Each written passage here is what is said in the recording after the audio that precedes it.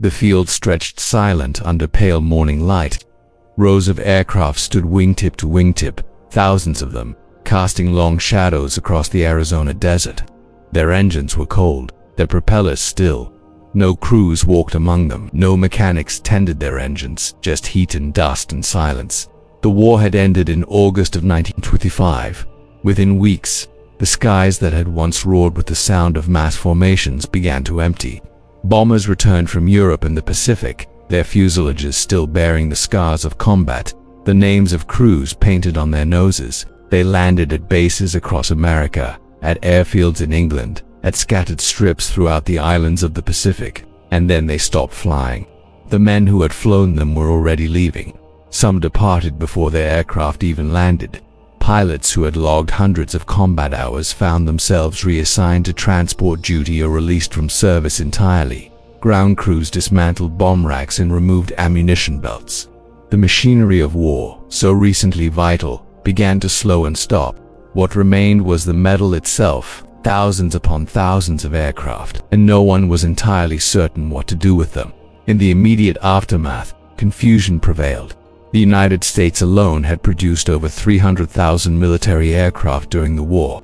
Britain had built more than 130,000. The Soviet Union, Germany, Japan, all had constructed vast fleets. Now those fleets sat idle. Some remained on active duty, assigned to occupation forces or kept in reserve, but the majority had become surplus almost overnight.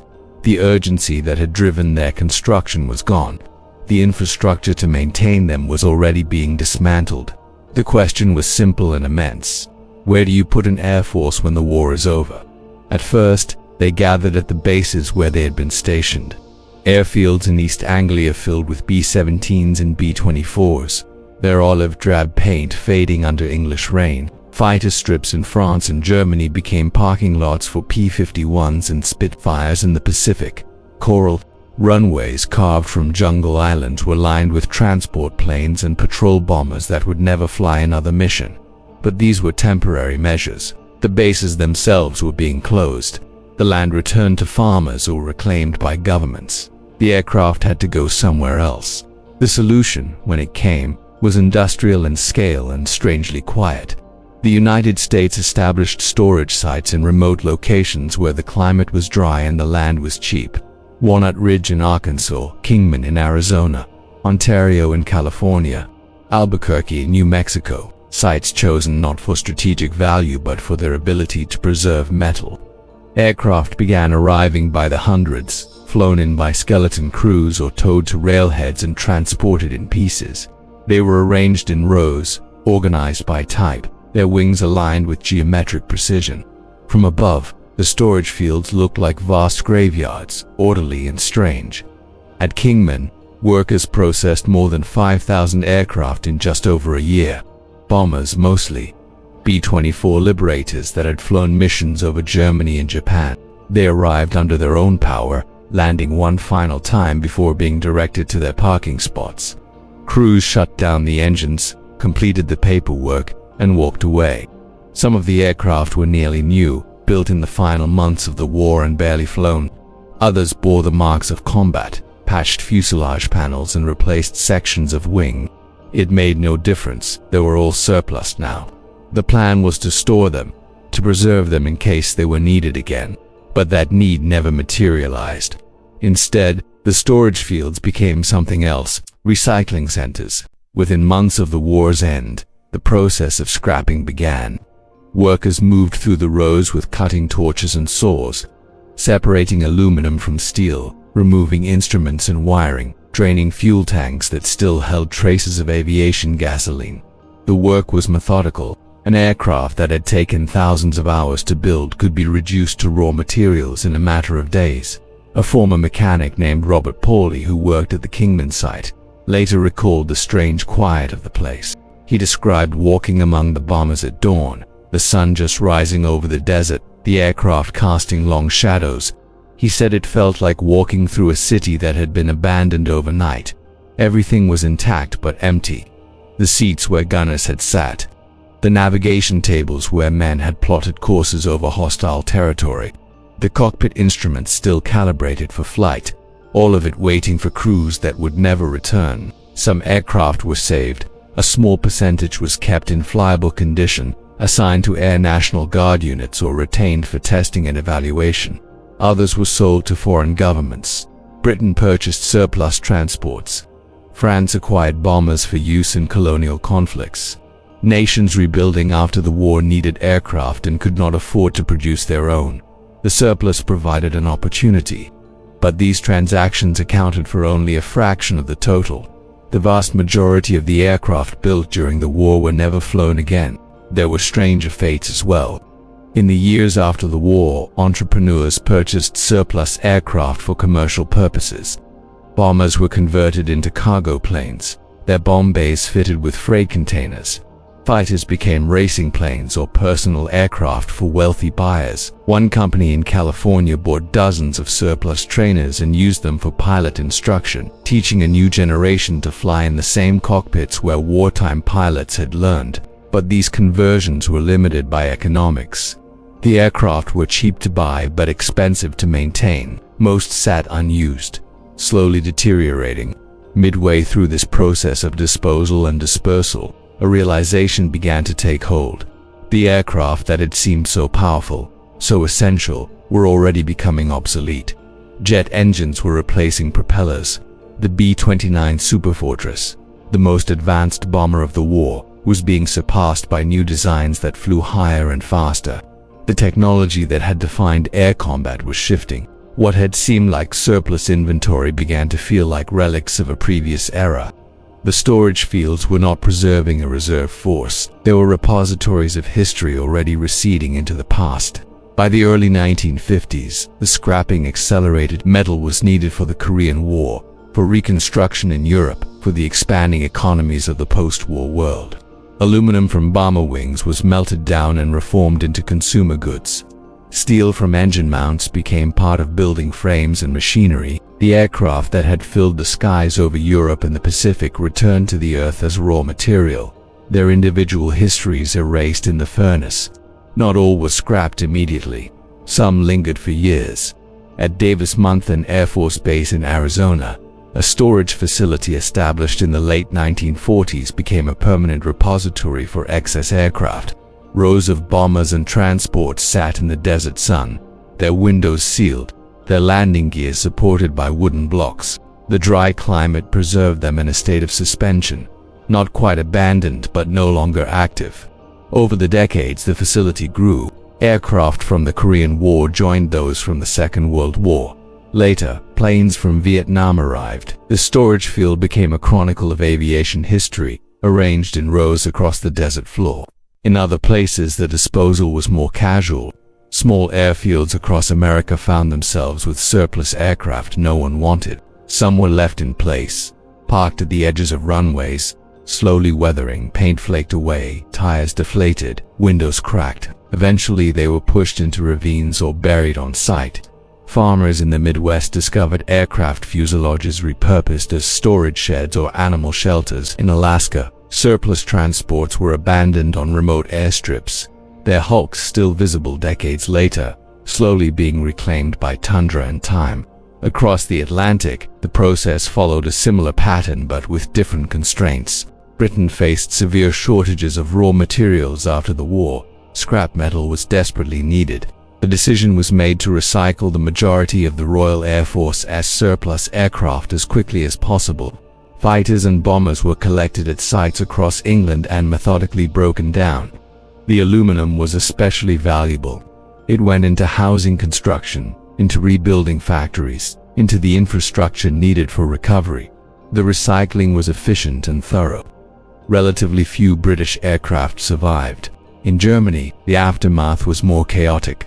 The Luftwaffe's remaining aircraft were seized by occupying forces or destroyed outright. Allied authorities ordered the elimination of Germany's aviation industry to prevent rearmament. Aircraft were burned, crushed or buried. Factories were dismantled. Blueprints were confiscated or destroyed. The intention was to ensure that Germany could not rebuild an air force. Some aircraft were taken by the Allies for study. Engineers examined jet fighters and experimental designs, extracting technology that would inform post-war development.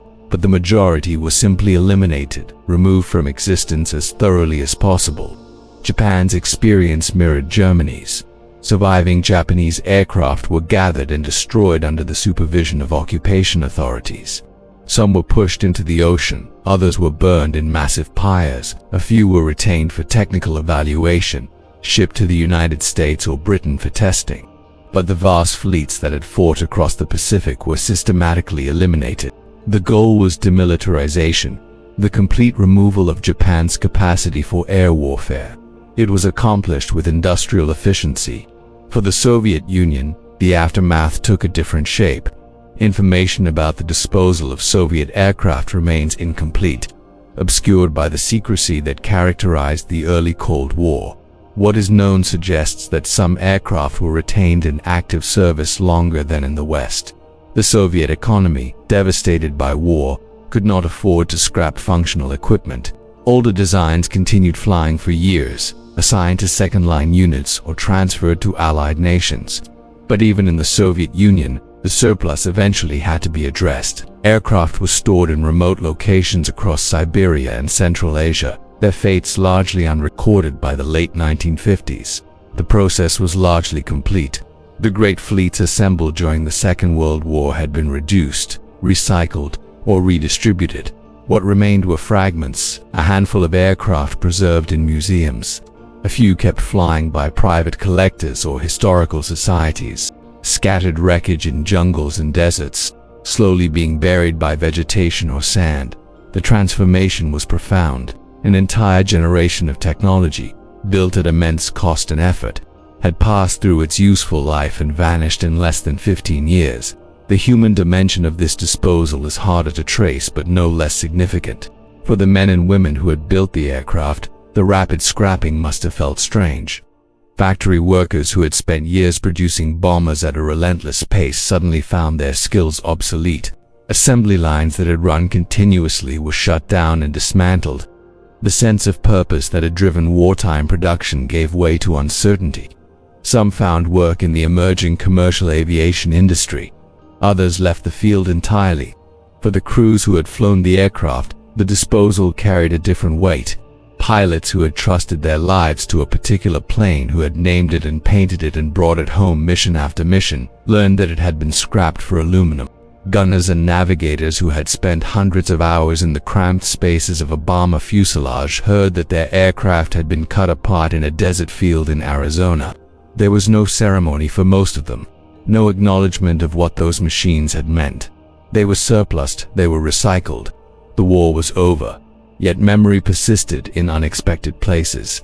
Veterans groups began efforts to preserve specific aircraft in the 1960s and 70s. Enthusiasts scoured junkyards and remote airfields, searching for surviving examples. Restoration projects brought a few aircraft back to flying condition. Air shows featured wartime bombers and fighters, their engines roaring again after decades of silence.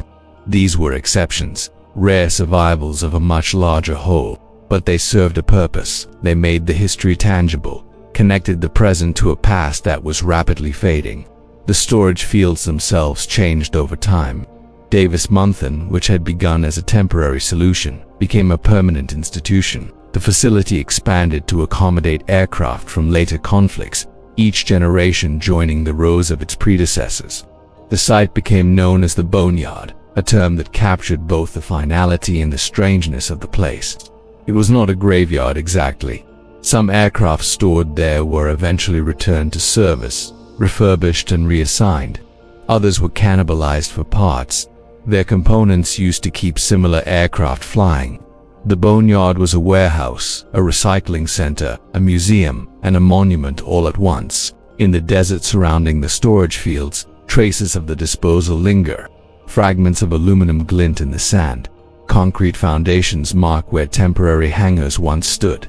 Old access roads, cracked and faded, lead to empty lots where rows of bombers once sat. The land has mostly reclaimed these spaces, but the evidence remains for those who know where to look. The disposal of thousands of aircraft left its mark on the landscape, subtle but persistent. The broader consequences rippled through industries and economies. The aluminum recycled from surplus aircraft fed the post-war boom in consumer manufacturing. Metal that had formed bomber wings became part of automobiles, refrigerators, and building materials. In a sense, the aircraft were not destroyed but transformed, their material substance continuing in new forms. This was the industrial logic of the disposal. Nothing was wasted. Everything had value as raw material. But something was lost in the transformation. The specificity, the history, the connection to individual crews and missions. The metal remained, but the meaning dissolved. There is a photograph from 1947 taken at the Kingman storage field. It shows a worker standing atop the fuselage of a B-24 bomber, cutting torch in hand. Behind him, rows of identical aircraft stretch to the horizon. The sky is clear.